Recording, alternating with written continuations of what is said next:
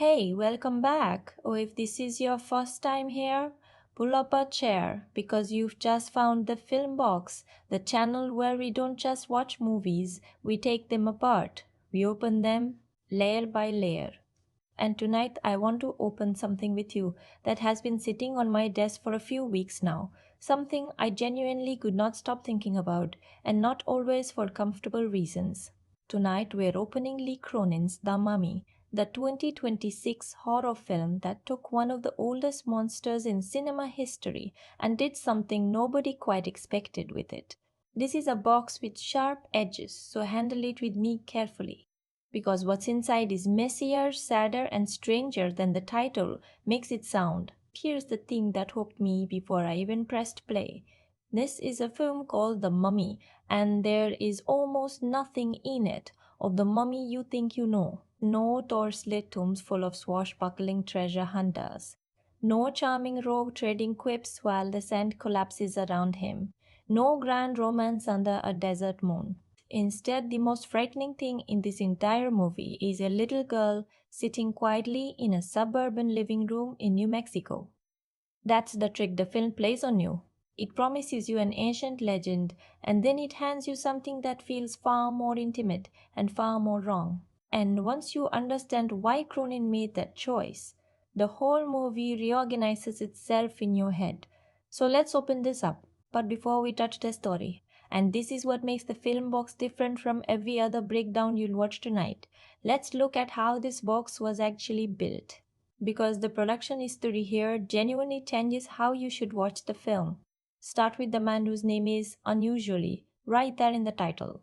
The director is Lee Cronin, the Irish filmmaker who broke through with Evil Dead Rise in 2023, a movie that earned a great deal of goodwill from horror fans for being lean, brutal, and emotionally focused on a family rather than a cabin full of strangers. Cronin built his reputation on one specific skill: making horror that hurts because you care about the people it's happening to. Hold on to that idea. Is the single most important thing to know walking into this film because it explains every strange decision the movie makes later. Now, here's the first fact that genuinely reframes a scene for me. According to interviews around the film's release, Cronin has cited two very specific influences for this project: Toby Hooper's 1982 haunted house classic Poltergeist and David Fincher's 1995 crime thriller EC7. Sit with how unusual that pairing is. One is a film about a suburban family whose child is taken by forces they can't see. The other is a cold, methodical investigation into something monstrous and human. When you watch the film and you feel it constantly splitting itself into half grieving family drama, half grim detective procedural, that's not an accident or a mistake, that's the recipe. Cronin reportedly wanted both of those movies in the same frame at the same time. Whether that fusion fully works is something we'll argue about later. But knowing it was deliberate changes how you read every scene where the film suddenly shifts gears on you. Second fact, and this one's about the title itself. Calling a film Lee Cronin's The Mummy is a bold, slightly strange move. Directors don't usually stamp their own name above a monster that's existed on screen since 1932. But according to reporting around the production, including comments from producer James Wan, that naming choice was a deliberate signal. The idea reportedly was that most people under 40 only really know The Mummy from Stephen Sommers' fun 1999 adventure film with Brendan Fraser.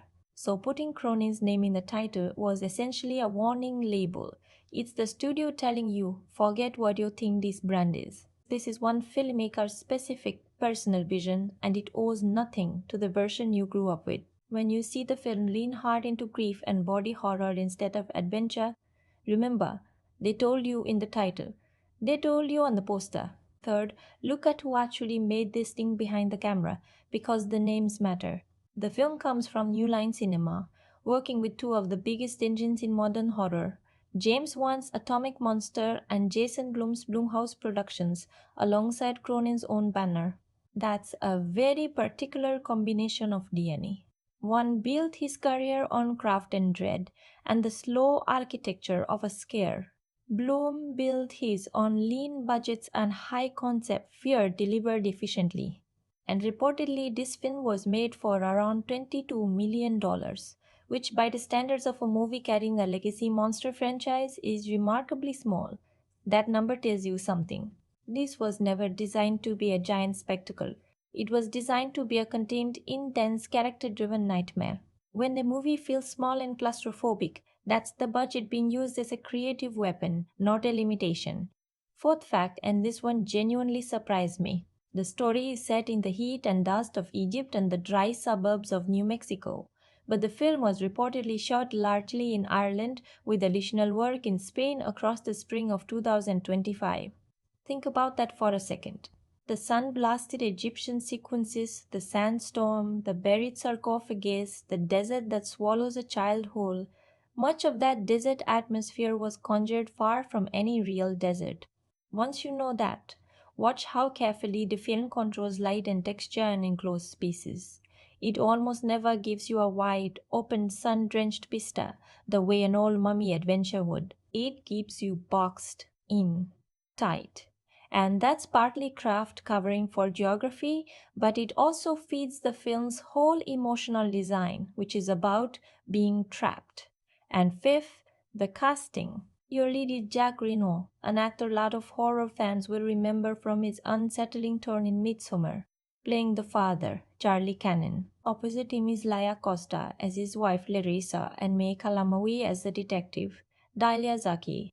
This is not a cast of murky action stars. It's a cast of actors known for emotional precision and for being convincingly painfully human. That's a casting philosophy. Cronin reportedly wanted faces you'd believe as real, exhausted, frightened parents, not faces you'd believe as heroes. And when the film asked these performers to go to genuinely extreme places later, the fact that they first registered as ordinary people is exactly what makes it land. So that's the box before we open it. A character focused horror director, a deliberate fusion of poltergeist and Sisikonen, a title designed as a warning, a small budget used as a scalpel, a desert built far from any desert, and a cast chosen for their humanity rather than their star power. Keep all of that in your hands because now we lift the lid. So let's properly introduce what we are dealing with.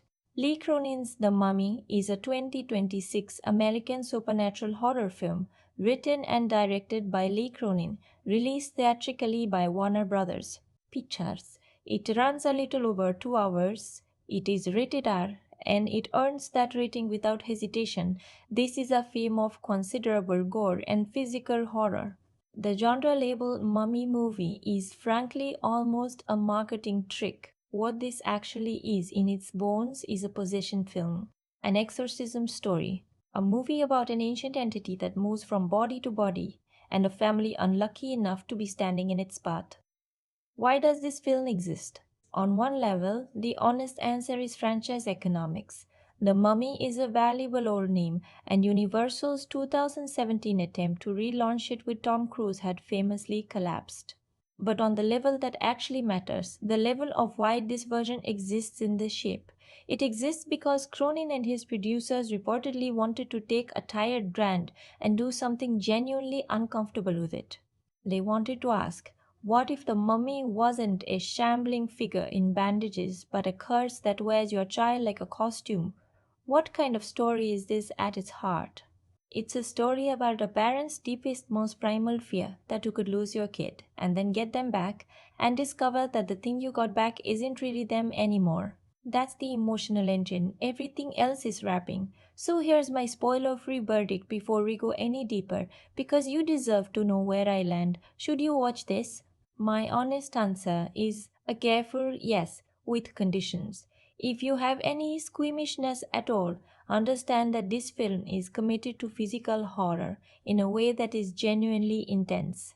But if you can handle that, there is real craft here, a real idea here, and at least two performances worth your time. It is not a great film. It is a flawed, divisive, frequently frustrating film. But it is an interesting one and it is trying something. I'll give you my exact number at the very end, but know now that I came out of this film respecting it more than I enjoyed it. And I think by the time we close this box together, you'll understand exactly why. Let me tell you what it actually felt like to sit down with this one, because the first watch experience matters. I walked into Lee Cronin's The Mummy expecting honestly a fairly standard studio horror product.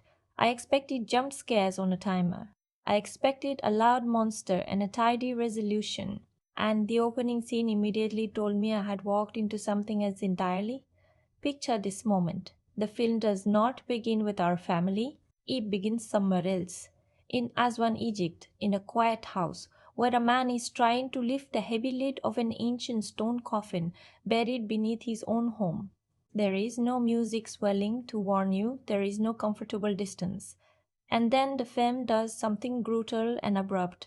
A hooked piece of metal catches him, and he is simply, suddenly, gone, killed in a moment, with no ceremony, no slow build, no mercy. That opening is a statement of intent, and I felt it land in my chest. It tells you three things at once. It tells you this film will hurt people quickly and without warning. It tells you that the horror here is physical and grounded. It's about hooks and weight and the fragility of the human body, not ghostly shapes in the dark. And it tells you that the people on screen do not have plot armor. In that first scene, the film essentially looks you in the eye and says you are not safe here, and neither is anyone you are about to meet. And then the atmosphere settles in, and this is where Cronin's craft genuinely impressed me early. The world this film creates is not a world of adventure. It's a world of low, constant, grinding unease. Even before anything supernatural fully arrives, the film makes ordinary things feel wrong. A piece of fruit, a neighbor's child, a bird that has gone quiet. There's a scene where a scarab, an insect, emerges from a piece of fruit, and the film treats it not as a creepy flourish, but as a violation, something natural turned inside out. The whole opening movement of the film is built on that feeling. The sense that the membrane between safe and unsafe is much, much thinner than you've been allowing yourself to believe. So here's the honest shape of my first reaction. I walked in expecting a monster movie, and what the film gave me in its first 10 minutes was a kidnapping. A family in Cairo. A father, a pregnant mother, two young children. A daughter named Katie who likes to wander off to meet a local girl. And then a sandstorm, a wall of dust rolling through the city, and in the chaos of it, Katie is simply taken, carried away beyond reach. And the film holds on the father's face as he understands, too late, what has just happened. That was the moment I knew this was not the film the title had promised me. The hook that pulled me in was not a cliche or a scare. It was a feeling every parent and every older sibling in the audience recognizes instantly, the cold falling sensation of turning around and realizing a child is no longer there. That's what makes the opening so effective. It earns the horror by grounding it in something painfully real first. And then the film does the cruelest, smartest thing it can do. It jumps forward 8 years. It lets that wound scar over. It shows us a family that has survived the unsurvivable and built a careful, quiet, fragile life around the empty space where Katie used to be. And it lets us settle into that fragile piece just long enough to start hoping for them. Which, of course, is exactly when it tells us that Katie has been found alive. And that is the moment the box truly begins to open. So let's live through this story together, because the way it unfolds is the whole experience, and I want you to feel the floor shifting the way I felt it shift. When the film jumps forwards those 8 years, it doesn't just change the date, it changes everything about who these people are. The Cannons are no longer the bright, busy family we met in Cairo. They've fled the country entirely. They rebuilt their lives in Albuquerque, New Mexico, in a quiet suburban house with dry light and beige walls and the particular stillness of a home where something is never ever talked about. Sebastian, the son, is a teenager now, and he carries a low, simmering resentment. The resentment of a kid who grew up inside a tragedy nobody would explain to him. There's a younger daughter, Maud, born into the aftermath, who never knew the sister she's somehow always competing with. And there's Carmen, Larissa's mother, the grandmother holding the whole fragile structure together with prayer and routine. Watch how carefully the film builds this. Before a single supernatural thing happens, you already understand that this family is a wound wearing the shape of a household. And here's what I want you to notice about the storytelling. Because it's the first genuinely smart move. The film makes you wait for the horror by making you care about the grief. Every minute it spends on Sebastian's anger, on Carmen's tired faith, on the way Charlie and Larissa orbit each other like two people who survived the same shipwreck. Every one of those minutes is the film loading the gun because it knows that the scariest thing it can do is not introduce a monster, it's to threaten a family you've already decided you don't want to lose. Then the call comes, and this is where the film does something I found genuinely cruel and genuinely brilliant. Far away, in a remote stretch of woodland, there's a plane crash. A teenager on a bike witnesses it. And in the wreckage, investigators find something that has no business being on a plane at all, an ancient stone sarcophagus. They pry it open, and inside, wrapped in old bandages, pale and corpse like and impossibly still, is Katie, the girl who vanished into a sandstorm 8 years ago. And then her chest moves. She gasps. She is alive. Now picture her being one of the canons getting that phone call. Picture being told a single thing you have prayed for and stopped praying for in the same breath. Your child is alive. Come and get her. The film understands that this is not a happy moment. It plays it as horror because hope after 8 years of grief is its own kind of terror. And here's the first character decision worth pausing on. The cannons go, of course they go. But the film is careful to show you that they go as broken people, not as a functional family. Charlie the skeptic, the journalist, the man who needs a rational explanation for everything, and Larissa who needs her daughter back so badly that she will accept whatever she has to accept. Those two instincts, explain it versus fix it, are going to define every decision this couple makes for the rest of the film, and the film knows it. They bring Katie home, and the homecoming is wrong from the first second. She doesn't speak, she barely moves. She sits in a kind of catatonic stillness, producing only faint, shallow gasps, her eyes open and registering nothing. The canons tell themselves it's trauma. They tell themselves 8 years of captivity, this to anyone, and that love and patience and time will bring her back. And the film lets them believe it, because the film wants you to believe it too. There's a scene where Carmen, the grandmother, prays over Katie, a small, ordinary act of faith, a woman asking for her family to simply be whole again. And the film answers that prayer with violence. Katie convulses. The peace shatters, and from that moment, the household begins its slow descent. Here's where the body horror enters, and I want to be careful and honest about how the film uses it, because this is the most divisive thing about the entire movie. The film does not treat Katie's body as a body anymore. It treats it as a container and a damaged one. There's a quiet domestic moment. Someone simply trimming Katie's nails, an act of care, and it goes horribly wrong. The skin failing in a way skin should not fail, and it's in tending to that wound that the family finds it. Underneath, wrapped around Katie's body, are bindings, bandages marked with ancient script, and the script, when it's finally translated, is not decoration, it's a prison. It's text designed to contain something. A name surfaces, the Nazarenian, an ancient entity, and the horrible logic clicks into place. Katie is not sick. Katie is not simply traumatized. Katie is a cell, and something is locked inside her. I want to flag what the film is doing thematically here, because it's the key to the whole movie.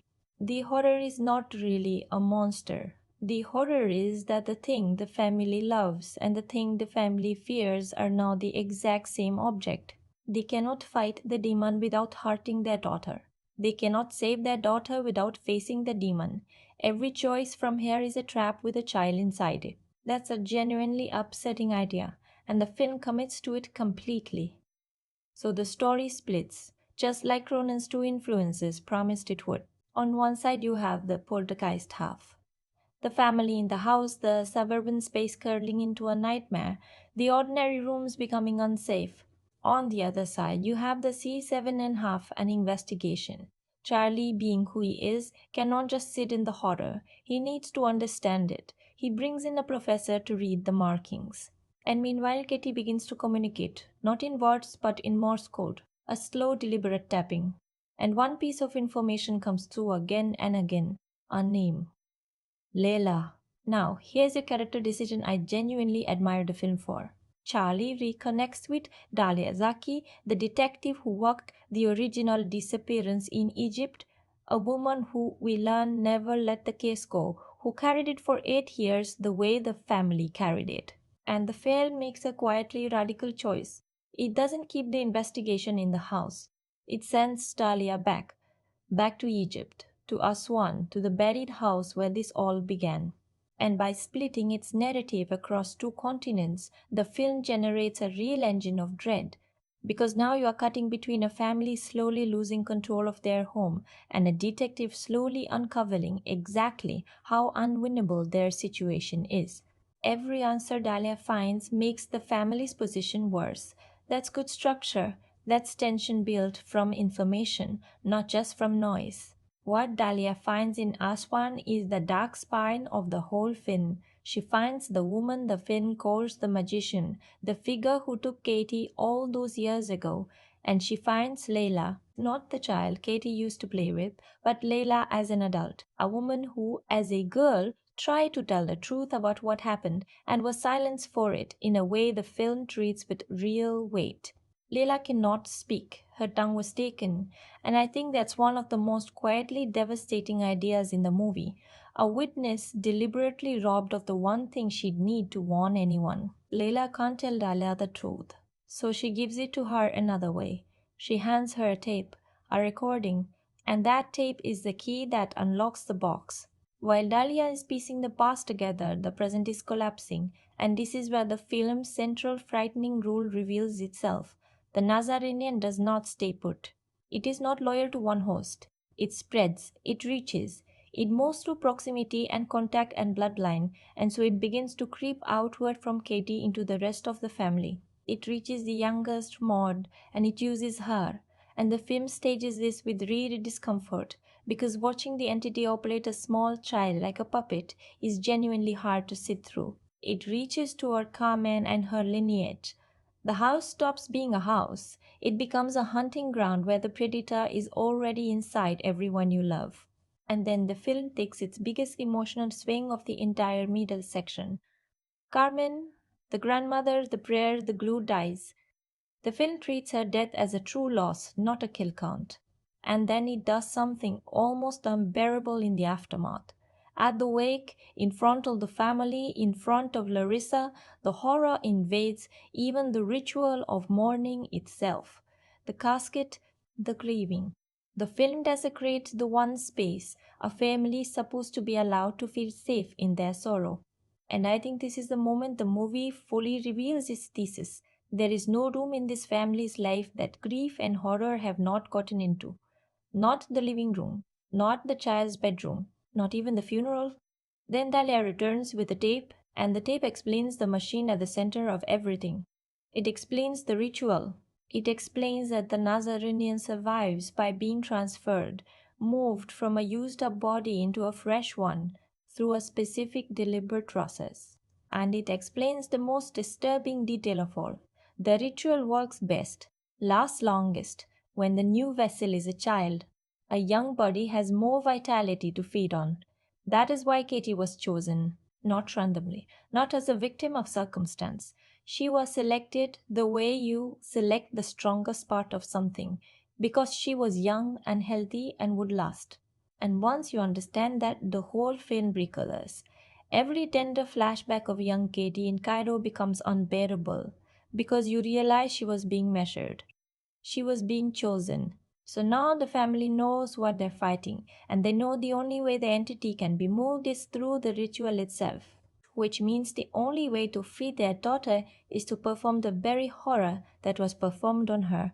Larissa, true to everything the film has told us about her, insists they go all the way, that they witness the ritual, understand it, and use it.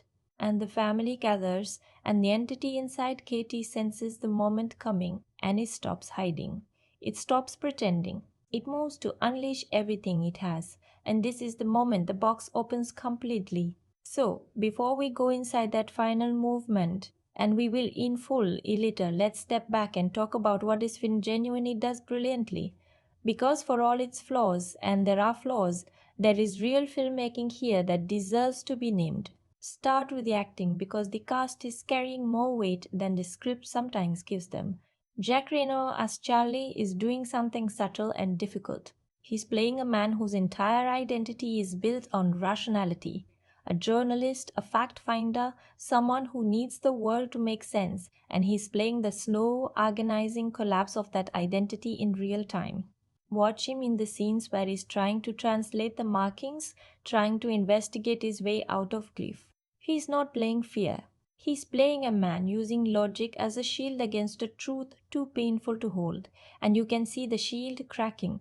There's a moment late in the film when Charlie finally stops trying to understand the thing and simply accepts what it's going to cost him, where Reynor lets every bit of that rational armor fall away, and it's the best work in the movie. He commands the screen not by being loud, but by being a man who has run out of explanations and his only love left. Laia Costa as Larissa is the film's other engine, and she's playing the opposite energy, not denial, but a terrible, clear eyed determination. Narissa is the one who will not flinch, who will look directly at the horror and ask what it takes to fix it. Costa never lets that read as coldness. She plays it as a mother's love stripped down to pure frightening function. And May Calamawy as the detective Dahlia holds the entire investigative half of the film on her shoulders and makes it work. She gives that strand urgency and a real moral weight, the sense of a person who refuses to let an unsolved horror simply be forgotten. But honestly, the performances that unsettled me most were the young ones. The film asks its child actors to go to genuinely dark places, and the standout, playing Katie Returned, the girl who is present and absent at the same time, gives a performance built almost entirely on stillness. No big speeches, just a wrongness in the eyes, a body that's occupied rather than alive. That is hard for any actor to do, let alone a young one, and it's the thing that keeps the film frightening even in its quiet scenes. Now, story construction. What works here is the architecture I described, the decision to split the film into a domestic haunting and a foreign investigation, and to cut between them so that each one raises the stakes of the other. That's not a small thing. A lesser version of this movie keeps everyone trapped in the house and just escalates the noise. Cronin's version keeps a thread of forward motion, of discovery, of the audience always learning something new.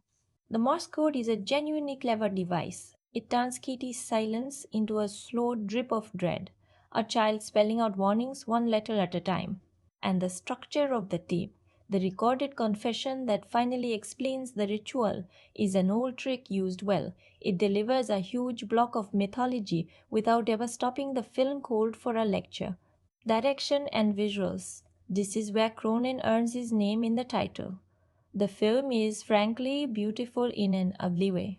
Cronin and his cinematographer keep the frame tight and controlled, full of shadow and texture, and they have a real instinct for making the human body itself the most frightening thing on screen. The horror here is rarely a creature lunging out of the dark. It's skin and weight, and the wrongness of a body doing what bodies should not do.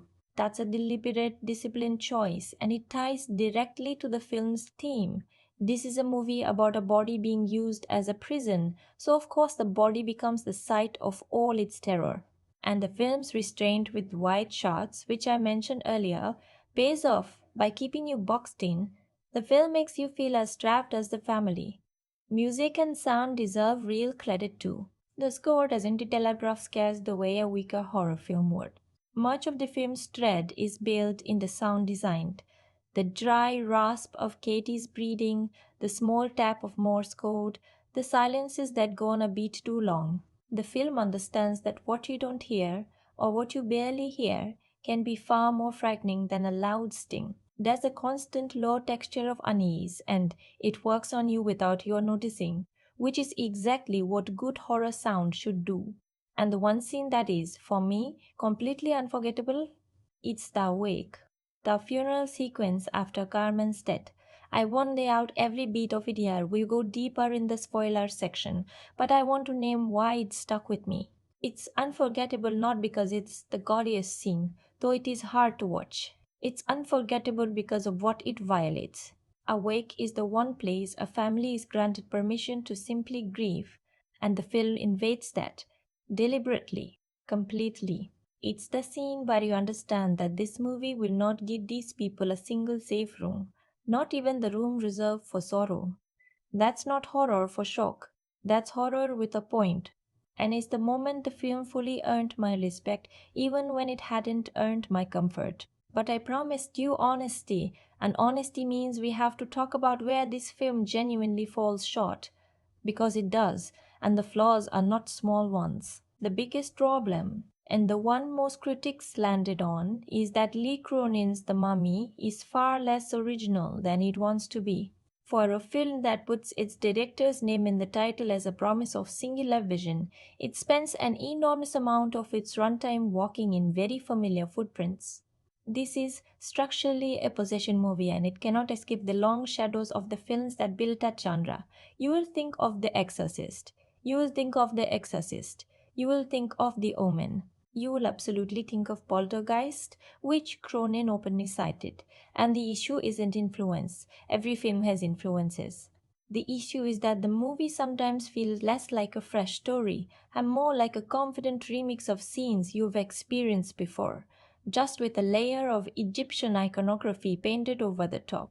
The mummy elements, the sarcophagus, the bandages, the ancient curse can feel almost like set dressing on what is, underneath, a fairly standard demonic possession film.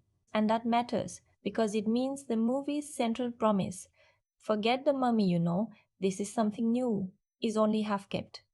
It's a new tone, it's not really a new story. The second real flaw is pacing, and this is the one I felt most in my own body watching it. The film is too long for its own engine. The middle section, in particular, sags. There's a stretch where the film keeps cycling through variations of the same beat. The family discovers another disturbing sign, reacts with horror, regroups, and discovers another one. And because the film is committed to its slow, dread based approach, those repetitions start to feel like the movie marking time rather than building. A tighter, leaner cut of this film. And remember, Cronin's Evil Dead Rise was praised precisely for being lean, would have hit harder. As it stands, the dread occasionally curdles into tedium, and a horror film cannot afford to let you check your watch. Third, and this is connected, the film has a real tone problem.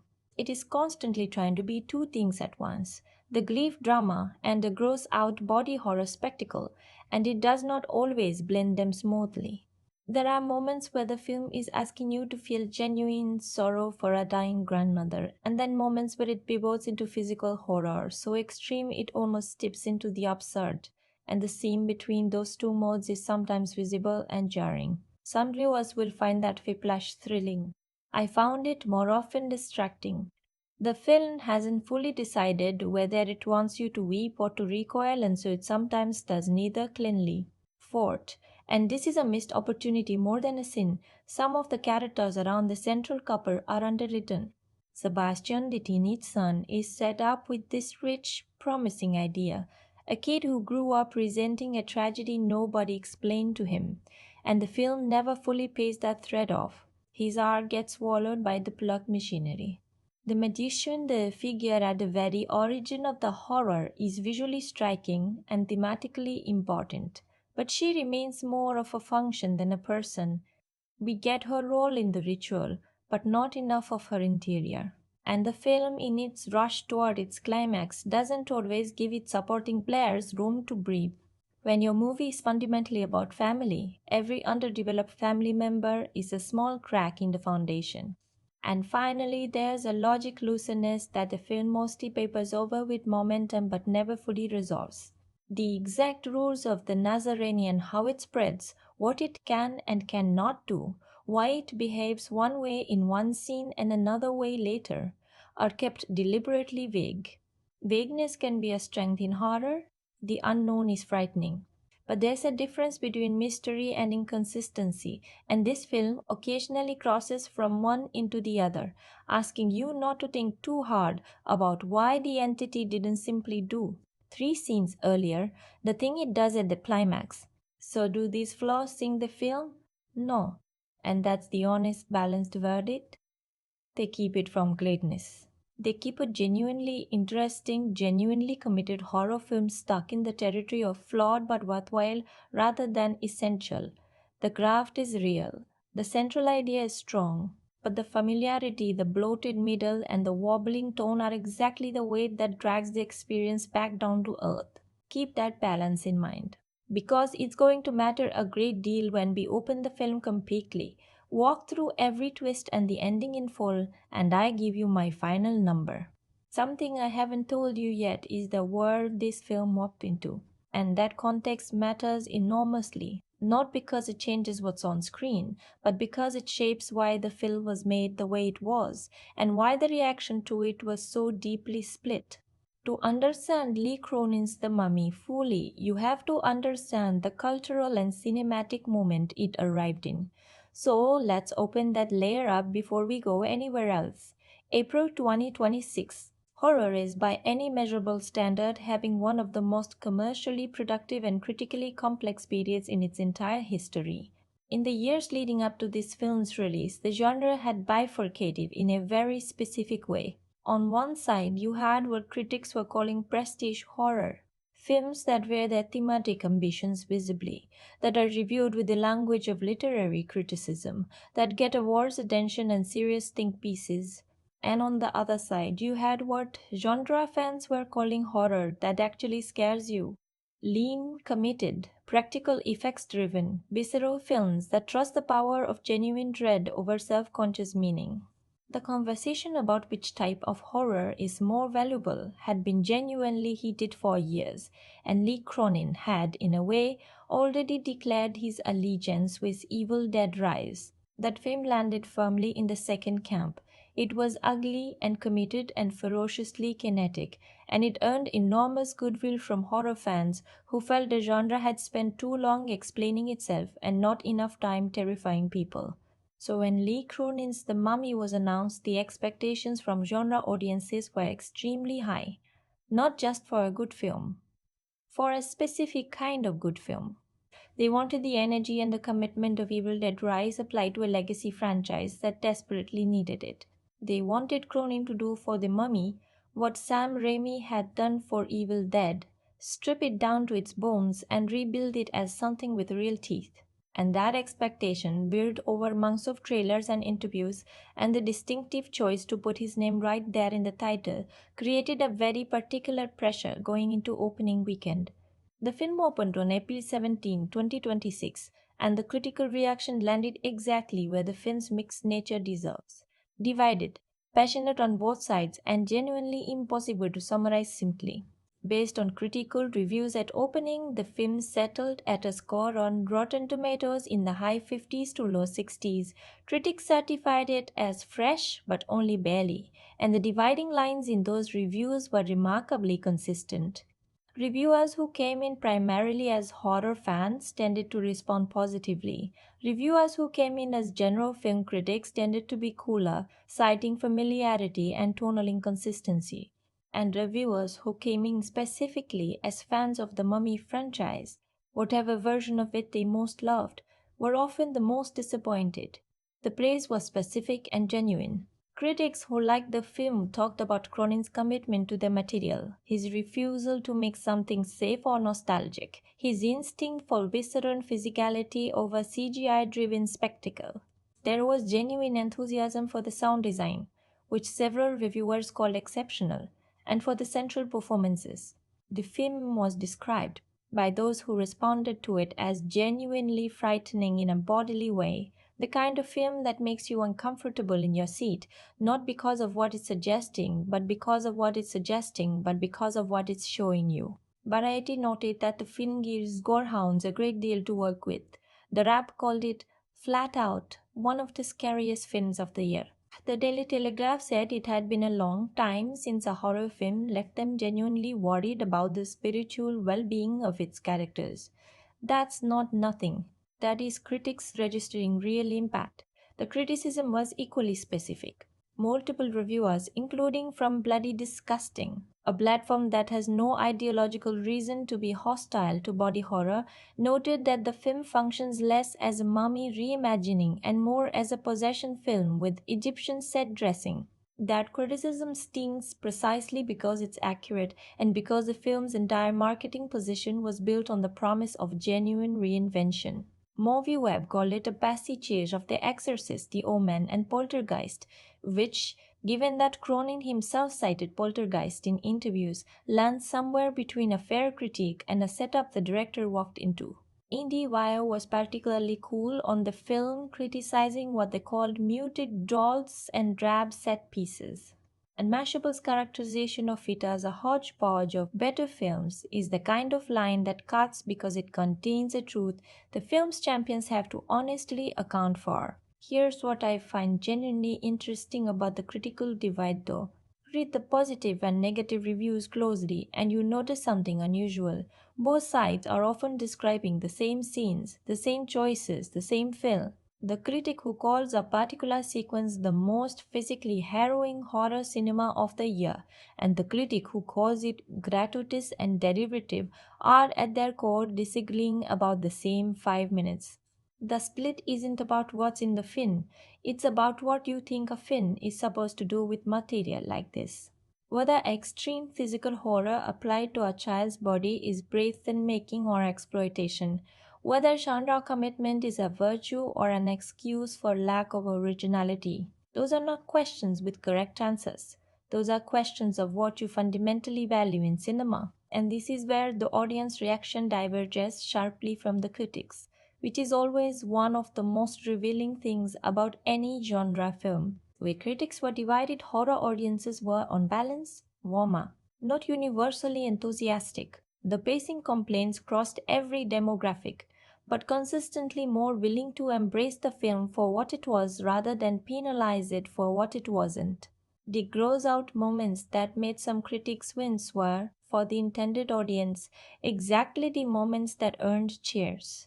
The sheer commitment of the physical effects work landed definitely with people who spent years watching CGI driven horror that never bothers to feel real. And the family element, the grief at the core of it, connected with audiences in a way that a lot of the critical reviews underweighted or outright dismissed. There's also something worth noting about the franchise context and the weight of that history. The Tom Cruise Mummy of 2017 remains almost universally the benchmark for how not to revive a legacy horror franchise. It tried to be a franchise launcher, a superhero origin story, and an action blockbuster simultaneously, and it collapsed under the weight of its own ambition.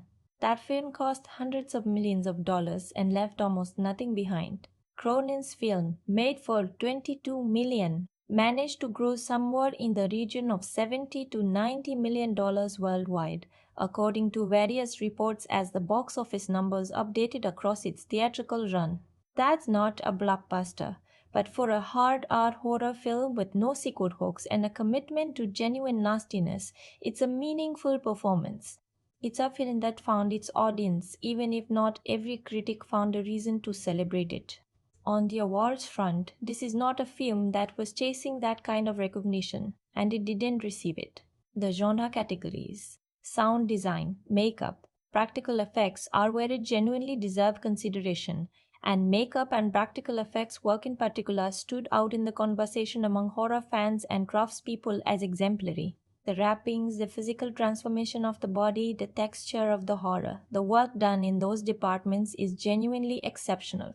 The kind of craft that doesn't get the recognition it deserves because the subject matter makes award voters uncomfortable. That is a long standing injustice in how we recognize horror filmmaking, and this film is another example of it. The people who built the Nazarenians' physical presence on screen deserve to be celebrated, and they largely want. I am for this streaming live. By the time you're watching this, the film is available to rent and purchase digitally. And I want to say something about that because I think this film's second life on streaming is going to be interesting to watch. Films like this, Genre films with a committed audience but a divided critical record often find their real reputation not in their theatrical run but in the years that follow. Evil Dead Rise grew in esteem on streaming, particularly among viewers who came to it without the weight of expectation. I suspect this film will experience something similar. Watched on streaming. At home, with the expectation reset and the marketing pressure gone, the family grief at the center of it is going to land more cleanly than it did in cinemas, where people were primed to evaluate it as a monster franchise installment.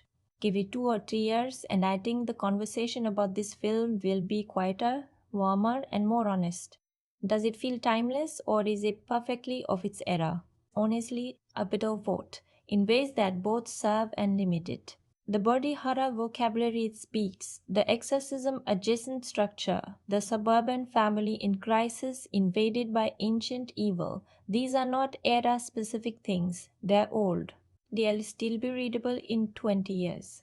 But the specific cultural anxiety the film is tapping into, the deep parental fear of a child returning, changed, of reunion being worse than loss, of the thing you love becoming the thing you fear, that particular flavor of dread feels very much like a 2020s anxiety.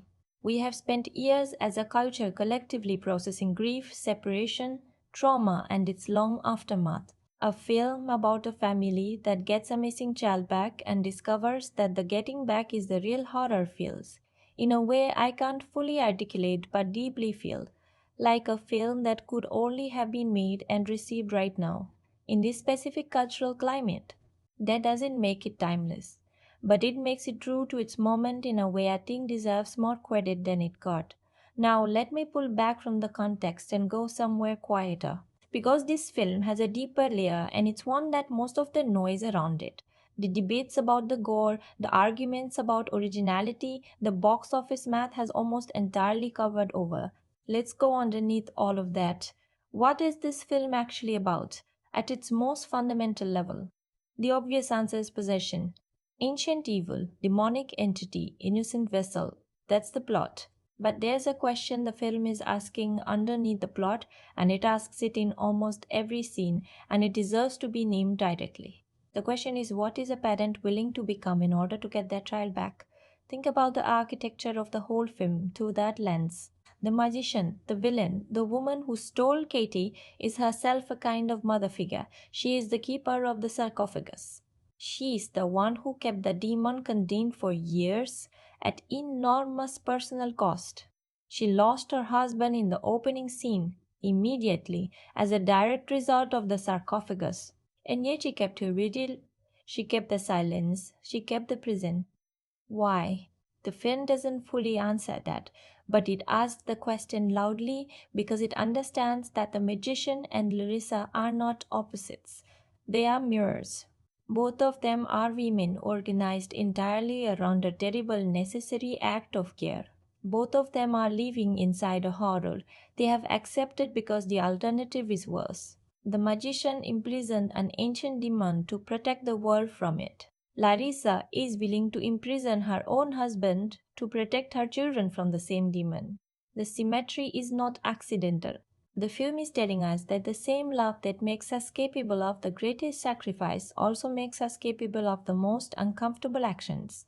And Charlie, the rational journalist, the skeptic, the man who spends the first half of the film trying to explain everything away, what is his arc underneath the plot? It's a story about a man having to confront the limits of understanding. Charlie cannot solve this problem with knowledge. He cannot investigate his way to safety.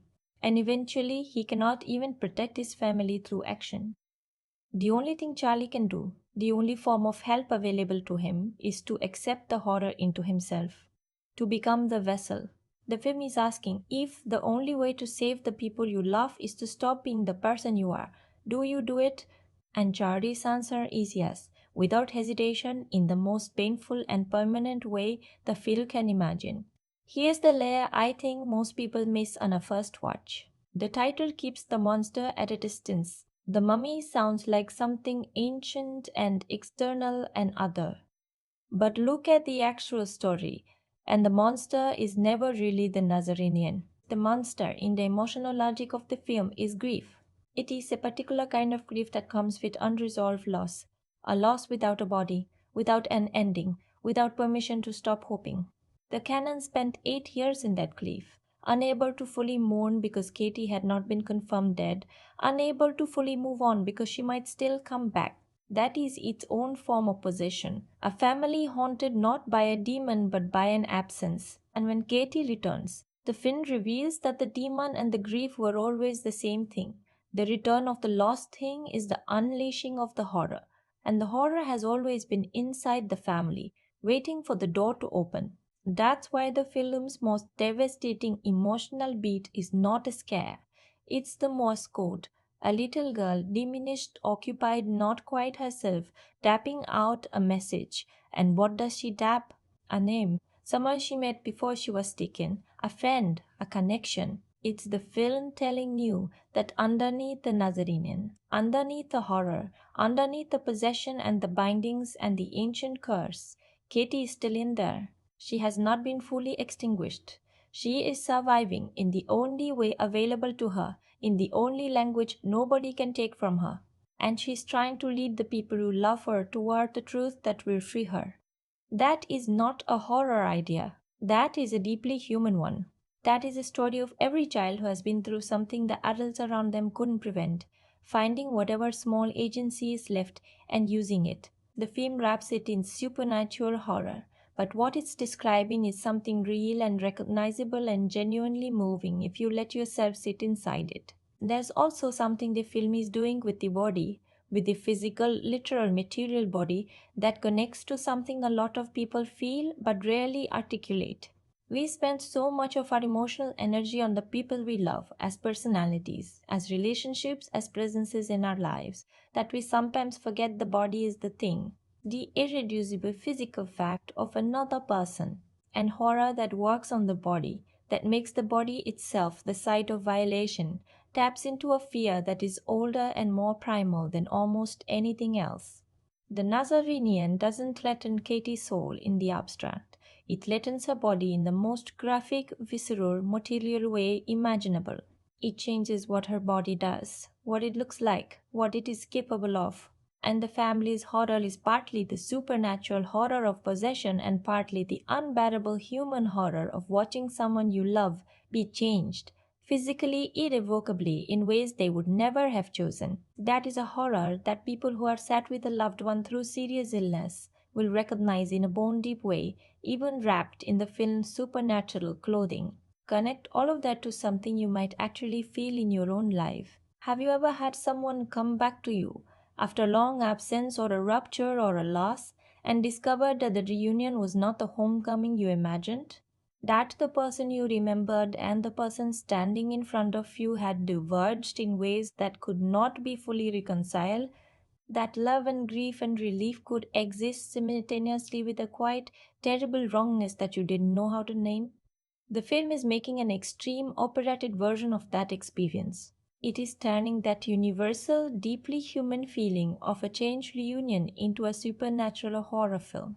And the reason the film works in its best moments is precisely because underneath all the bandages and the body horror and the ancient curse, it is describing something about grief and return and the irreversibility of time that is absolutely uncomfortably true.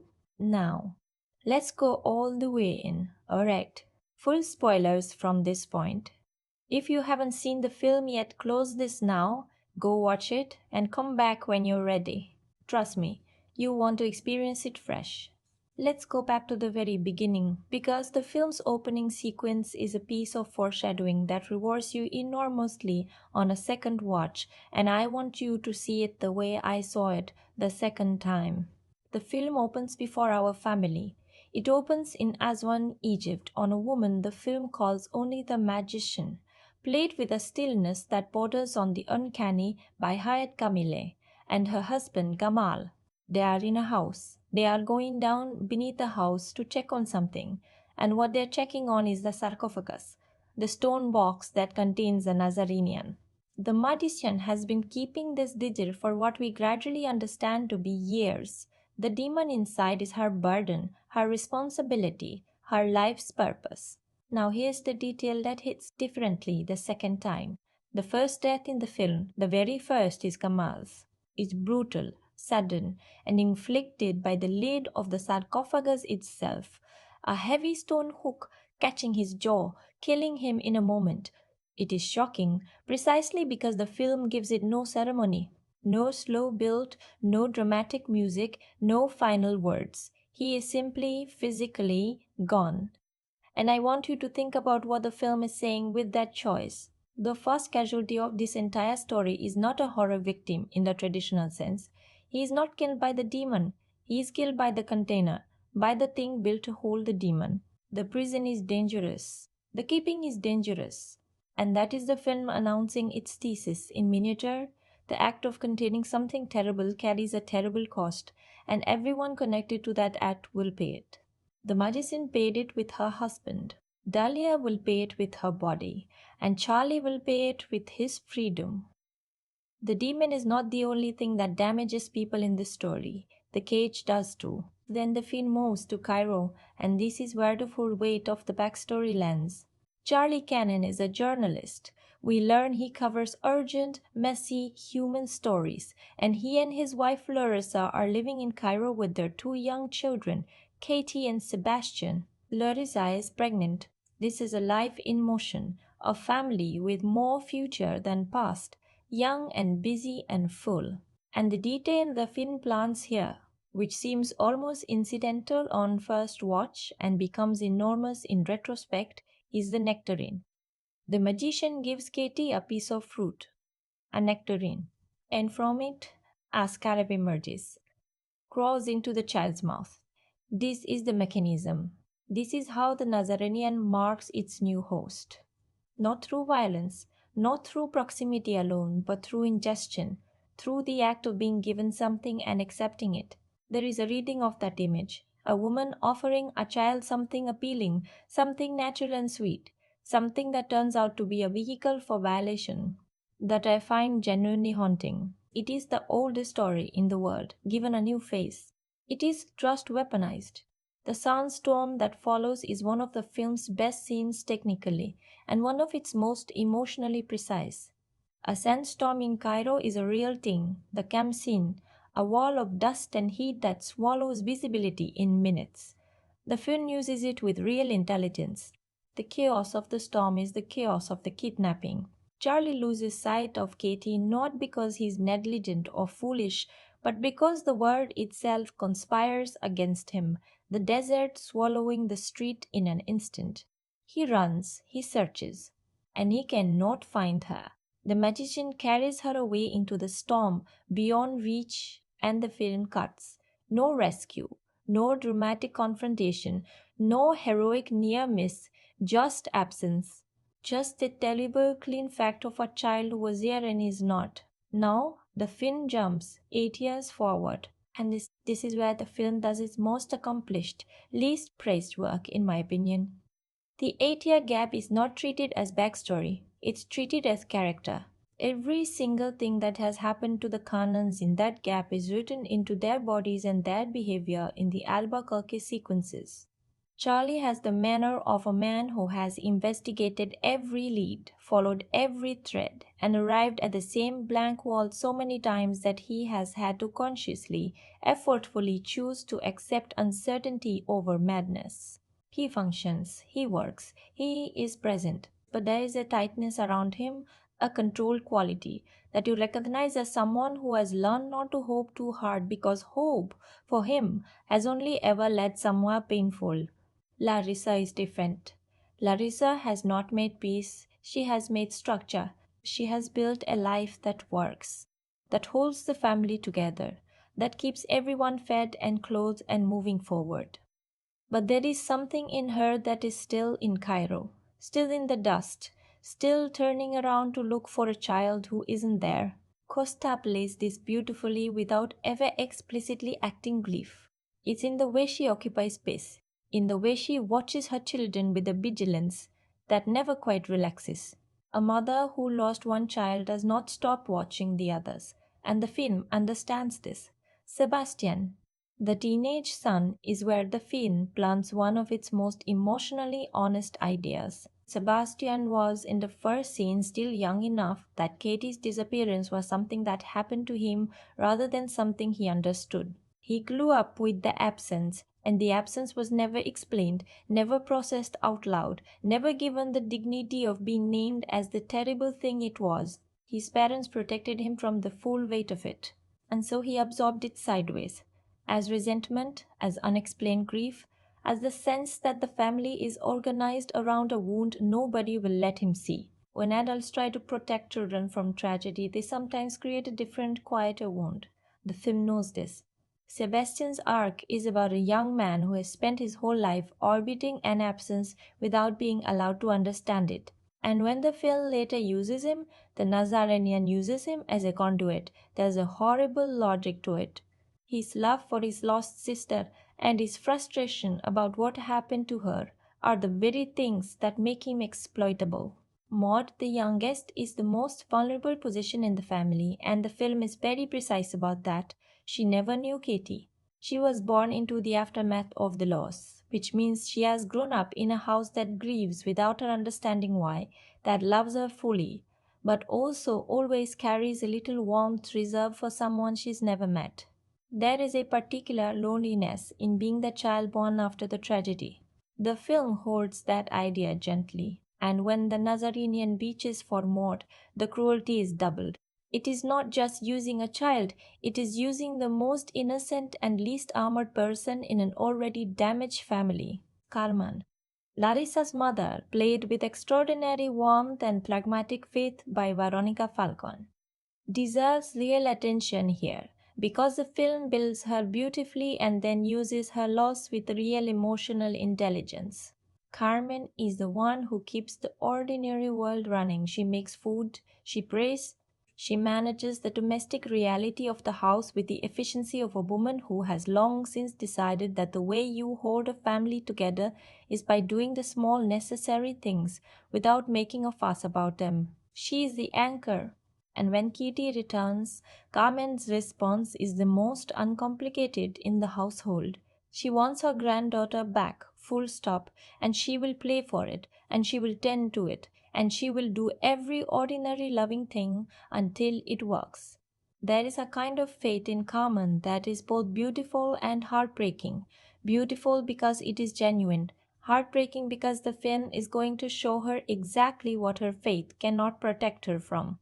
The moment Katie is found and returned, the film very carefully manages expectation and dread simultaneously, and it's worth mapping exactly how it does this because the technique is precise. The hospital scene, the family seeing Katie for the first time in 8 years, is staged as almost horror adjacent from the jump. She is there, she is there, she is alive, she is breathing.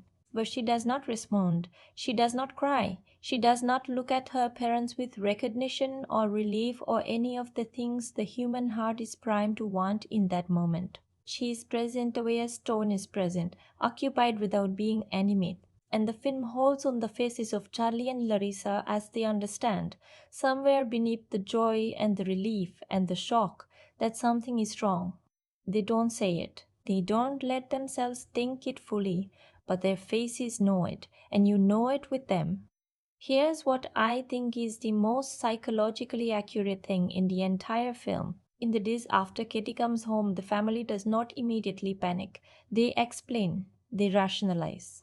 They tell themselves she is traumatized, that 8 years of captivity is to anyone, that she needs time and patience and love and the familiar weight of her own house around her.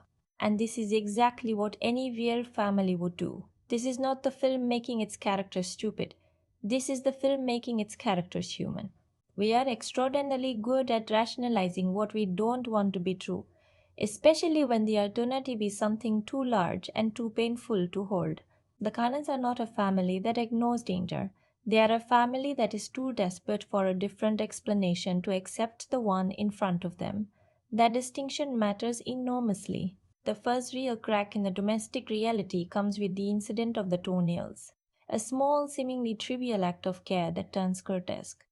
Trimming nails, something any parent does for a young child without thinking, and the skin heals wrongly. The wound is wrong, and underneath the wound, pressed against the skin from the inside, are the bindings. Ancient marked cloth wrapped around her body, inscribed with text. The family's discovery of those bindings is the film's real inciting incident, not the kidnapping, which is backstory, and not the return, which is setup. This is the moment the film begins. Because now the question is no longer, is something wrong with Katie? The question is, what is she imprisoned inside of? The professor scene is the film's mechanism for exposition, and I'll be honest, it's one of the places the script shows its seams. The professor exists to deliver information, and he mostly does that efficiently rather than elegantly. But the information itself is rich. The Nazarenian, the professor explains, is not a ghost and not a conventional demon. It is an ancient, intelligent, parasitic entity, something with will and strategy and patience. It is not simply haunting Katie, it is using her. Her body is the vessel that contains it. The bandages are the binding that weakens it, and the fact that they are still largely intact has been keeping it manageable. And then the professor says the thing that makes every earlier scene retroactively terrifying. It is not contained because it was captured. It was placed there deliberately. Someone put it inside a child. Someone looked at a little girl and decided she was the right container for this. The horror is not random. The horror is designed. The Morse code thread is something I want to spend a moment on because it's the most quietly devastating element in the film, and also the one most easy to overlook in the midst of the louder sequences. Katie communicates in Morse code, a slow, deliberate pattern of taps, learned presumably in her former life, a language no one thought to deny her because it's invisible to casual observation. And what she taps over and over is a name, Leila. Not a cry for help, not her own name, not her parents' names, the name of the girl she used to play with in Cairo, the girl who was standing near the truth when everything happened, the girl who the film will eventually reveal tried to tell someone and was silenced. This is the film at its most emotionally intelligent. Katie is not helpless. She is not simply a victim waiting to be rescued. She is a child who has been surviving an impossible situation for 8 years, and in her survival, she has been paying attention. And the one thing she has been able to do is hold onto a thread, the name of a witness, and find a way to pass it to the people who love her. That is courage. It is a tiny, fragile, extraordinary form of agency, and it is the thing that ultimately drives the investigation forward. The family is not saved by an expert or a hero. They are guided to the truth by a little girl tapping on a surface in the dark. Dalia Zaki's journey to Aswan is where the film's investigative half earns its weight. Dalia is, in many ways, the film's most underwritten major character. The script never fully gives us her interior life, never lets us fully understand why this particular cold case became her obsession. But what the film does give us through Calamawy's performance is a detective operating entirely on conviction. She has decided that what happened to Katie Cannon was wrong and was deliberate and was not random, and she has never allowed herself to stop believing that. That kind of sustained moral conviction is its own form of courage, and the film respects it without over explaining it. The magician, when Dahlia reaches her, is a figure of real tragic complexity that the film doesn't quite have time to fully develop, and that's one of my genuine disappointments with the script. The magician is not simply a villain. She is, we come to understand, a keeper, a guardian, someone who has been maintaining the prison of the Nazarene for decades, who has paid for that maintenance with everything she had, who sacrificed her husband and her freedom and her ordinary life to the vigil. But she also took a child. She used Katie as a vessel not because she had no other option, but because a child's body holds the demon longer, more efficiently, and that cold calculus, the life of one child traded against decades of safety for many more, is a moral horror the film gestures toward without fully investigating. There is a genuinely interesting character drama in The Magician that the film keeps at arm's length, and I think that's a missed opportunity. She is one of the most morally complex figures in the story, and she gets the least screen time to demonstrate it. What Dahlia finds in Aswan and what Leila provides is the recording, the tape.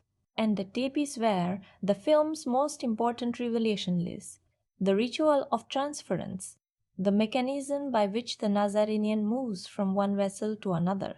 A child becomes the host.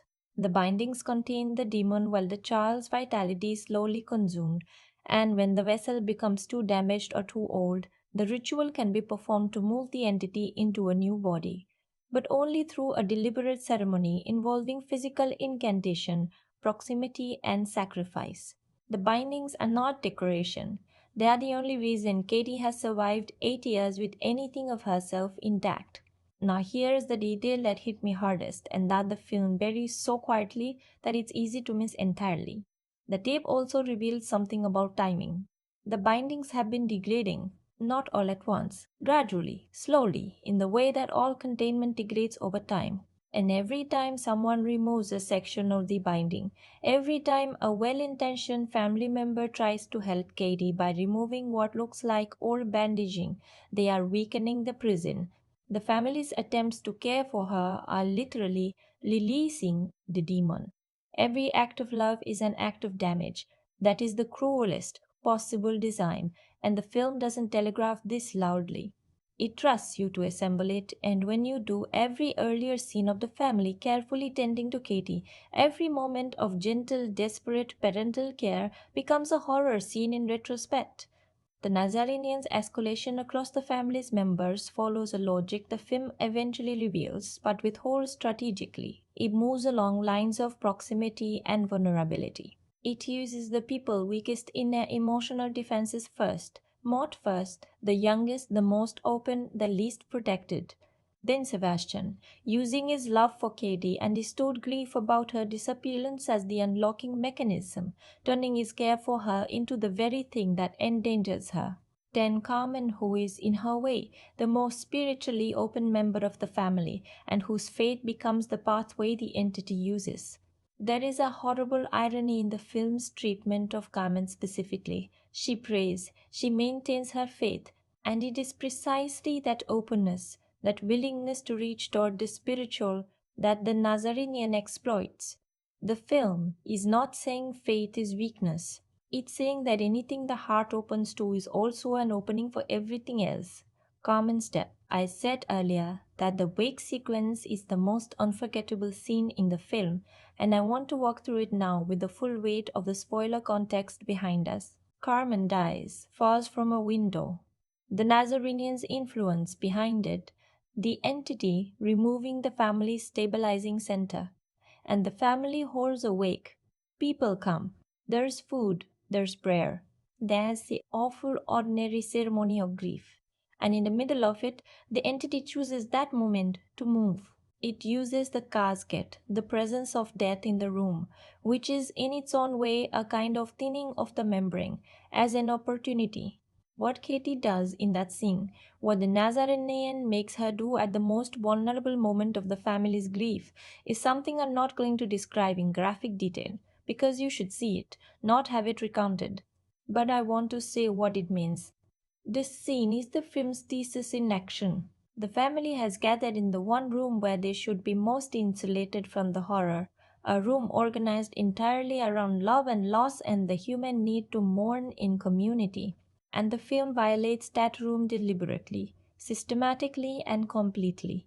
The Nazarenian doesn't wait for a vulnerable moment.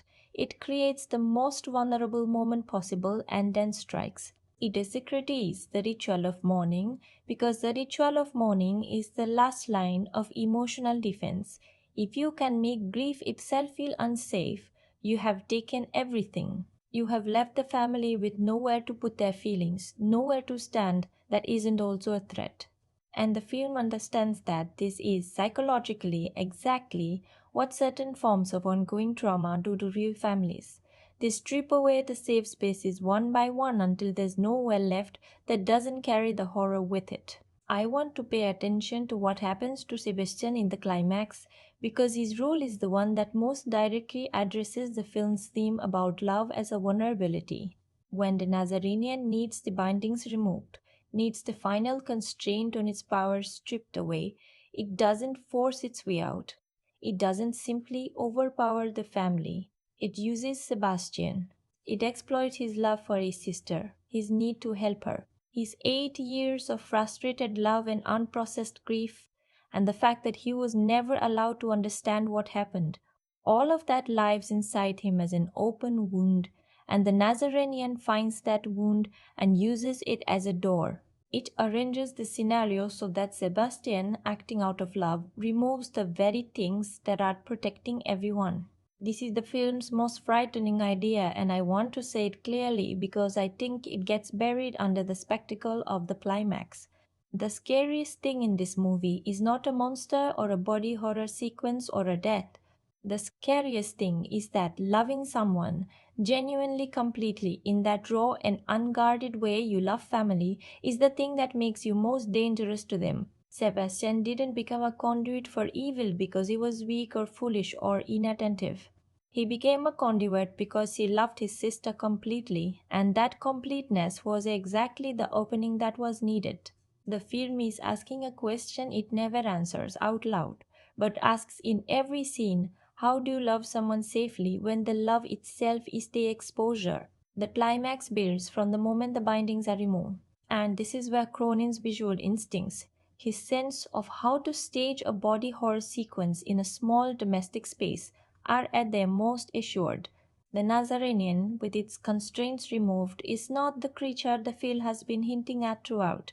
It is not a monster in the conventional sense. It is more like a force that operates through bodies rather than as one, pressing through Katie's form, pushing the limits of the human physical container, and the film's commitment to practical effects in this section is extraordinary.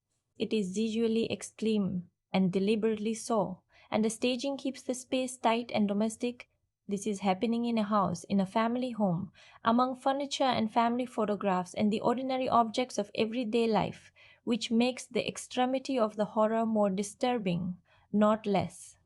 There is something specifically awful about the supernatural invading a space that was built for comfort. Dahlia's role in the climax is both her finest moment and the place the script struggles most. She has arrived with the ritual knowledge. She knows from the tape how the Nazarenian can be transferred, and the film asks her to perform the verbal component of that ritual under conditions of genuine physical danger. A scorpion, an image the film has been threading through quietly, is used in the ceremony in a way that cost Dahlia dearly. The specifics are precise and visceral, and I won't go further than that, but I want to name what the film is doing with that moment. It is asking, who bears the cost of protection? The answer the film has been building toward all along is that the cost is not distributed fairly. The magician paid it with her husband and her freedom. Dahlia pays it with her body. And Charlie is about to pay it with everything, the transfer.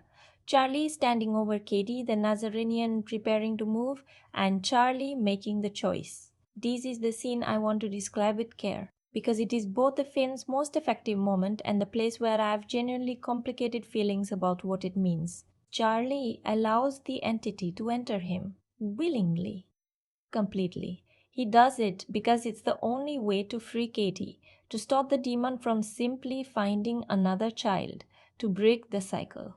And the film frames this as heroism, as the ultimate act of a father's love, giving yourself entirely to save your child.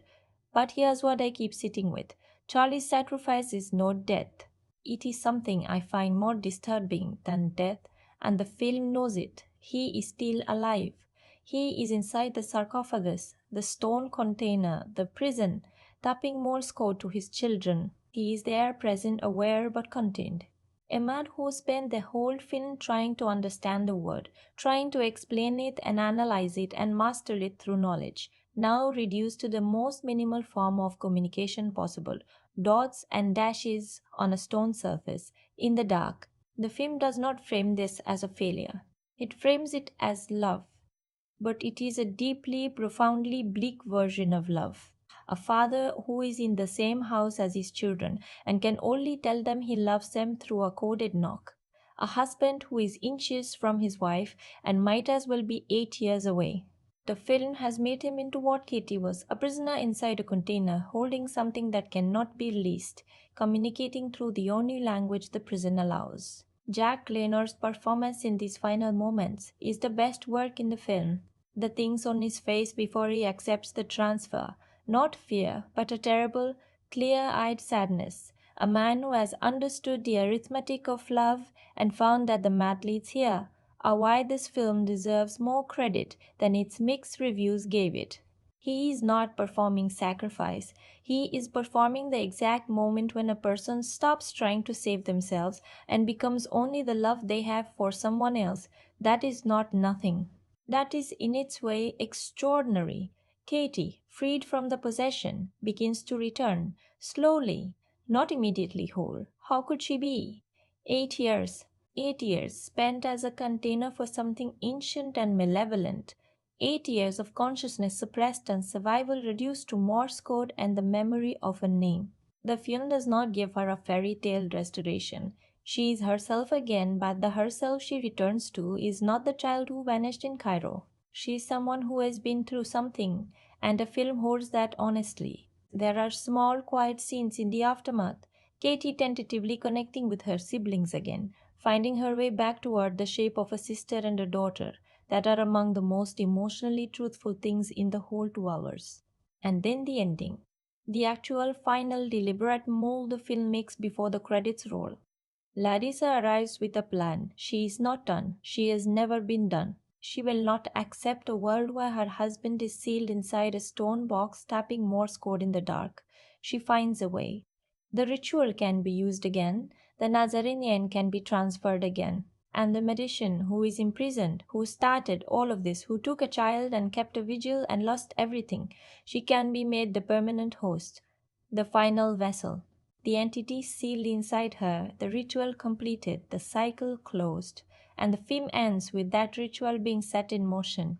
Here's what the ending means, and why I think it's the right ending for this film, even though it is genuinely uncomfortably bleak. The ending is not a happy resolution, it is a continuation. It is saying that there is no keen victory over something this ancient, this patient. This patience is fundamental. You don't defeat the Nazarenian, you manage it, you transfer it, you contain it. And the price of containment is always someone's freedom. Someone has to be in the box. What Larissa is doing in that final sequence is accepting that fact. She is choosing with full knowledge to do the thing the magician did, to designate a vessel, to make the prison, to bear the moral weight of that decision. She is becoming, at the end of the film, the version of the magician that chose differently. Not a woman who took a stranger's child, a woman who found another way, but still a woman organizing her life around the necessity of the box. And there is a moment I want to name just before the final cut. Charlie is still tapping. He is still in there. He can be heard. And the camera holds on Larissa's face as she hears it. The Morse code, the dots and dashes, the I love you in the only language available to him. And she allows herself to believe that this is not the end, that the next step is already in motion. And her face in that moment is the most complex single thing in the entire film. It is grief and determination and love and something very close to ferocity. The face of a woman who has decided that the story is not over. It is remarkable. I want to address briefly the post-credits question because this film does not have a conventional mid or post-credits scene in the franchise setup sense. What it has is a finer suggestion, a visual and tonal note held just past the point where you expect the credits to roll. That leaves the Nazarenian's future genuinely ambiguous. The entity is not gone, it never was and never will be gone. It is managed, and the film ends by choosing to leave that management ongoing rather than resolved, which is the right call thematically. The horror of this story was never about whether good or evil would win in a final confrontation. It was always about the cost of maintenance, the cost of keeping the demon contained. And the ending insists that cost is real, ongoing, and borne by real people. That is honest. And in a genre that often reaches for the cheap comfort of a clean finish, this film's refusal to provide one is something I genuinely respect. My personal reaction to the ending? I have sat with it for a while. I have ended genuinely moving and genuinely sad in equal measure. The Morse code detail, the I love you tapped in the dark, is the kind of thing that stays with you. Not because it's a twist or a revelation, but because it is true to the film's whole emotional logic from start to finish. Charlie Cannon spent the whole film trying to explain the horror away, and the horror took away his ability to explain anything. All he has left is feeling, and the one feeling he can still communicate is love. The film takes a man built entirely of rational tools and leaves him with only his heart. I find that devastating. I also find it in its way beautiful. So here we are. The box is open, everything is on the table. We walk through the production, the story, the performances, the craft, the context, the deeper meaning, and every twist and turn and devastating beat of the ending. Now comes the moment I've been building toward since the first frame, the verdict. My genuine, personal, no hedging allowed assessment of where this film lands and why. And I want to take my time with this. Because a film this layered, this genuinely flawed and genuinely interesting in equal measure, deserves a verdict that actually does the work of explaining itself rather than simply declaring a number and walking away. Let me start with something I've been circling around throughout this entire breakdown. There is a version of Lee Cronin's The Mummy that would have been better than the one we received. And the frustrating thing is that version is visible inside the actual film. You can see it in glimpses, in the moments where the writing catches up to the direction, where the emotional logic and the horror logic are pulling in the same direction at the same time. It's there in the Morse code sequences. It's there in Reynor's final moments before the transfer. It's there in the wake scene, which I have argued throughout this video is the most formally accomplished scene in the film. In those moments, you are watching a movie that could have been genuinely great, something that would have been talked about for years, that would have stood alongside the best genre films of the decade, that would have justified every inch of Lee Cronin's name in that title. And then the film retreats. It falls back on familiar rhythms. It cycles through possession movie beats that we have seen assembled in virtually this exact sequence going back to 1973. It pads its middle. It leaves its most morally interesting character, the magician, at arm's length precisely when the film most needs to look at her directly. And the version we could have had recedes behind the version we got, like a face glimpsed through fog. That gap between the film it almost is and the film it actually is, that specific particular frustration is why I land where I land. My rating for Lee Cronin's The Mummy is 6.4 out of 10. And I want to explain that number with real precision because I think it tells a more honest story than a round number would. It is not a 5. A 5 would suggest a film that achieves nothing, that coasts on mediocrity, that gives you nothing to take home. This is not that film. It is not a 7. A 7 would suggest a film that mostly succeeds with occasional stumbles, where the achievement outweighs the failure. This is not quite that film either. 6.4 lives in a specific uncomfortable place. The place of genuine unresolved tension between real craft and real limitation, between an idea worth pursuing and an execution that only partially does it justice. Let me break that number down because the math is specific. What pulls it above a 5? The central performances, genuinely. Reynor and Costa give the film an emotional anchor that holds even when the script doesn't fully support them. The direction, which is consistently assured and visually intelligent and committed to a physical bodily approach to horror that is specific and disciplined and Cronin's own. The central idea. The worst homecoming imaginable. The grief of getting back a missing child only to discover that the getting back is the horror, which is genuinely unsettling and emotionally resonant in a way that goes beyond genre. The Morse code device, which is the film's most elegant storytelling choice. Full stop. The sound design, which builds an atmosphere of dread that works on you without announcing itself. The wake sequence, which is formally brave. And the ending, which refuses comfort and holds to its bleak emotional logic all the way through, which I respect enormously even where I find it almost unbearably sad. What holds it below a 7? The familiarity, the unshakable sense across too many sequences of watching a director execute a genre playbook that was written by other people's movies. The pacing problem in the middle act, which is real and damaging and does genuine harm to the film's momentum. The tonal inconsistency that makes the film feel, in places, like two different movies stitched together imperfectly. The grief drama and the gross out horror feature taking turns rather than fully fusing. The underwritten supporting characters, particularly the magician, who deserve the kind of full moral exploration the film gestures toward and then withholds, and the nagging sense that the mummy in the title is more branding than substance, that this film, underneath its Egyptian iconography, is fundamentally an exorcism possession film that is good at being an exorcism possession film without being a great one. 6.4. You can watch it knowing it's flawed, knowing it's derivative in places, knowing it doesn't fully deliver on the promise of its own premise, and still find it worthwhile, still find it affracting, still walk away having felt something real, and having seen something crafted with genuine intention. That is what a 6.4 means. It is the rating of a film I am glad exists and would watch again, even though I can see clearly why it is not what it could have been. Now let's talk about who should actually see this film, and I want to be specific here because I think this is where most reviews fail. The blanket horror fans will enjoy it does not capture enough. So let me try to draw the actual audience lines as precisely as I can. You should watch this film if you are someone who responds to body horror specifically, to the physical, material, flesh and bone variety of horror that is more interested in what the human body can be made to do than in atmospheric dread or psychological suspense.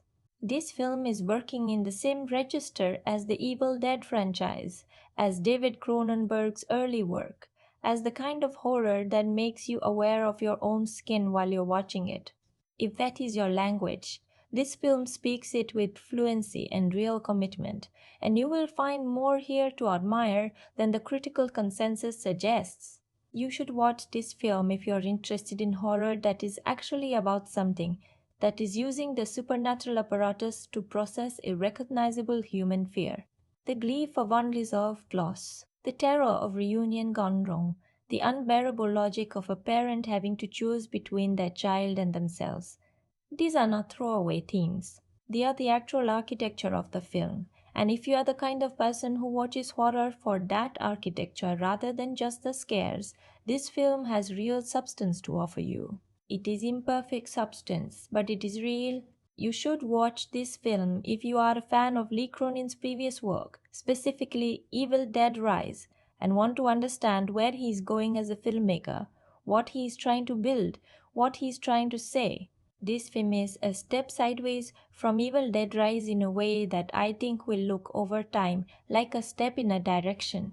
Cronin is clearly fascinated by horror contained within families, by the specific geography of domestic space invaded by something ancient and malevolent, by the idea that the people we love are the sharpest point of our vulnerability. Evil Dead Rise explored that in a very contained, ferocious, kinetic way. This film explores it more slowly, more sadly, more ambitiously, and the ambition does not fully pay off, but the attempt tells you something real about where this director's obsessions lie.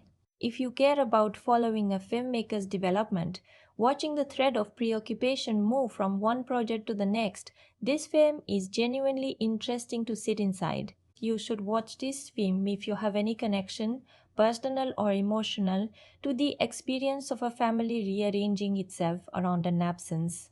The specific texture of the grief the film depicts, a family organized around a missing person, around the space where someone used to be, around the impossible arithmetic of hope and acceptance, is something that rings true in ways that go beyond the supernatural framing.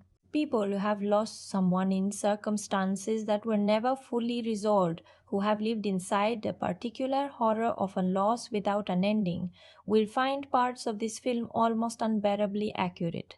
I don't say that to be alarmist. I say it because it is one of the truest things the film does, and it deserves to be named. You should watch this film if you're interested in the craft of contemporary horror filmmaking. If you watch films analytically as well as emotionally, if you're interested in how a film is built as well as what it is about. The direction here, the sound design, the practical makeup and effects work, the management of a confined domestic space as a horror environment, these are all done with real craft, and watching them work together, even in the sections where the script is not at its strongest, is instructive and often genuinely impressive. This is a film that repays close attention to the how as well as the what. Now, let me tell you who might not connect with this film because intellectual honesty requires that as much as enthusiasm does. And I want to be specific here too, not dismissive. If you came to this film as a fan of any previous iteration of The Mummy, the 1932 Boris Karloff original, the Hammer films, the beloved Fraser and Wise adventures, or even as someone who just found Tom Cruise's version compellingly weird, you need to know, clearly and without ambiguity, that this film has almost nothing in common with any of those experiences. The tone is entirely different. The genre is entirely different. The monster, such as it is entirely different. The thing that all those films share, an adventure story relationship with Egyptian mythology, a sudden grandeur and romanticism around the ancient world, a protagonist who is an active, capable agent in the horror rather than a passive victim of it. None of that is present here. If you are going in expecting that register, you will spend the entire film feeling cheated, and that is not a failure of taste. It is a mismatch of expectation. The marketing made this film look like a horror reimagining of The Mummy. It is actually closer to a possession drama that has borrowed the iconography.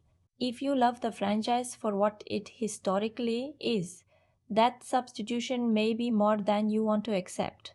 If you are a casual horror viewer, someone who watches horror films occasionally rather than as a primary genre interest, someone who prefers their horror with tension rather than explicit physical nastiness, this film will likely be too much.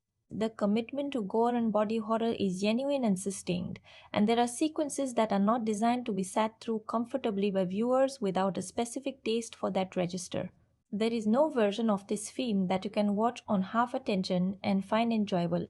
It demands full engagement and will reward it with material that is deliberately designed to be uncomfortable. That is a feature for its target audience and a barrier for everyone else. If you are a viewer who prioritizes originality, who measures a film first by the freshness of its ideas relative to the tradition it's working in, this film will likely frustrate you. The derivative quality is real. The dialogue occasionally dips into genre convention without transcending it. The possession film architecture is followed closely enough that experienced horror viewers will often feel they know what is coming. If your primary standard for quality in a horror film is that it shows you something you have genuinely never seen before, this film will not pass that standard. It shows you familiar things done well, and whether well done familiarity satisfies you is a personal and legitimate question only you can answer. If you have experienced specific personal trauma around a missing or harmed child, as a parent, as a sibling, as any kind of primary caregiver, this film engages with that experience in ways that are not gentle. The film is not exploitative of that reality, in my assessment. It treats the grief and the parental fear with real respect and does not use them as cheap emotional shortcuts. But it is also not careful about them in the way a therapy session would be careful. It puts them directly on screen and works them hard. Only you know your own capacity to hold that, and I would not want to encourage anyone toward an experience that would genuinely harm them in an unproductive way. So, cinema, streaming, or own it. Here's my honest recommendation, and it is a two-track one depending on who you are.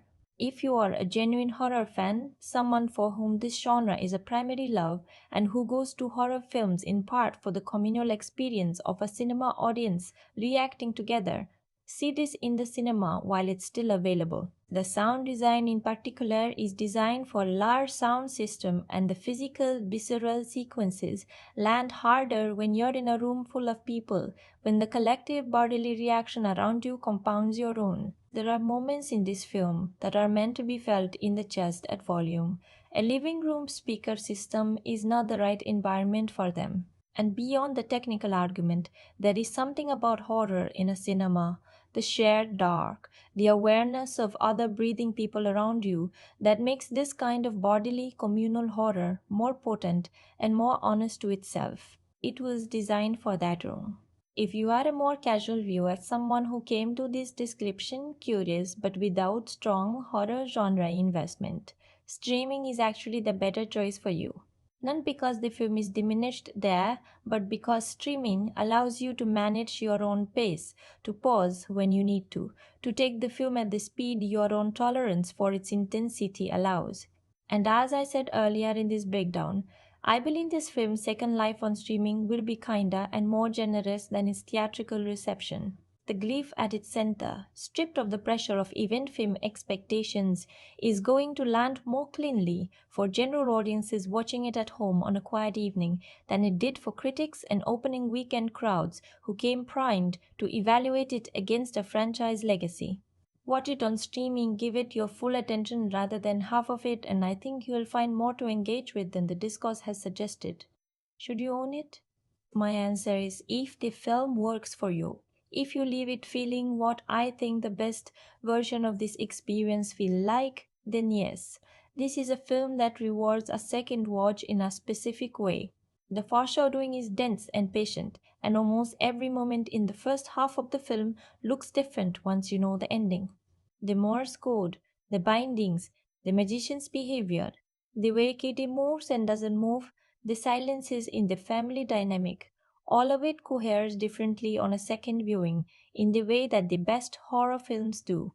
If you are the kind of viewer who gets genuine pleasure from that re-examination, from pulling a film apart to see how the architecture was built, this is worth owning.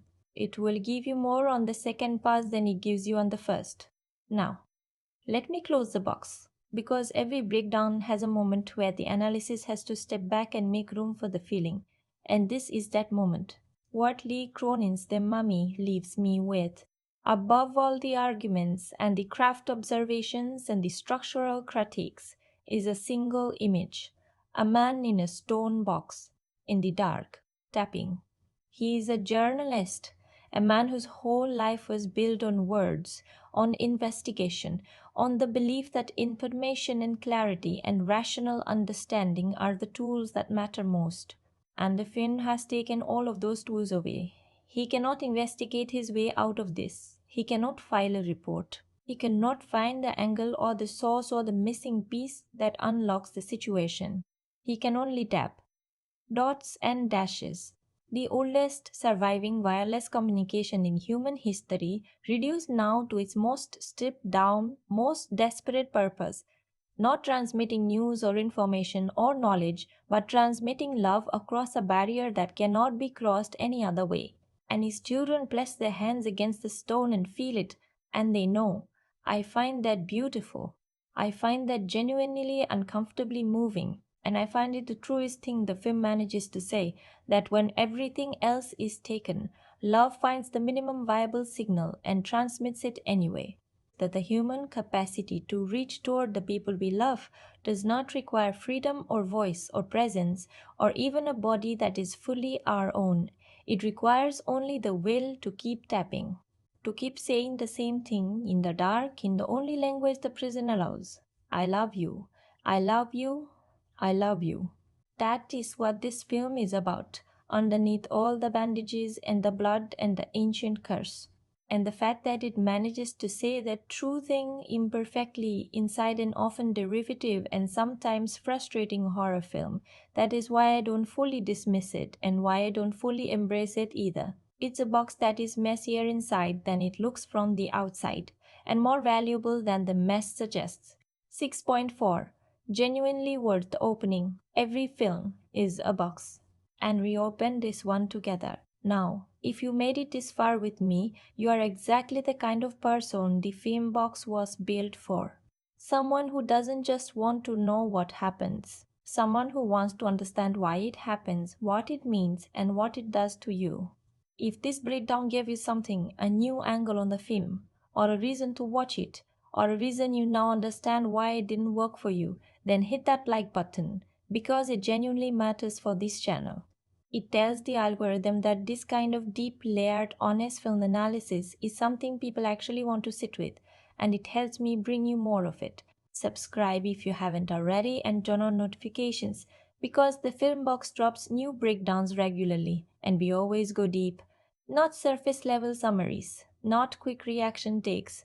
We open every film the same way we opened this one, layer by layer, detail by detail, all the way down to what it actually means. And leave me something in the comments because this is the question I genuinely want your answer to. Did Charlie's sacrifice land for you emotionally, or did it feel like the film taking the easy way out? Because I have had this argument with myself more times than I can count since watching this film, and I genuinely do not have a settled answer. Charlie sacrifices himself. The demon is contained, and the film frames it as the ultimate act of a father's love. But is it? Or is it the film deciding that the only available resolution requires a man stepping into a box and disappearing, solving the family's problem by removing himself from it? Is that love, or is that the horror disguised as love? I want to know where you land because I think the answer to that question tells you something real about how the film actually functions.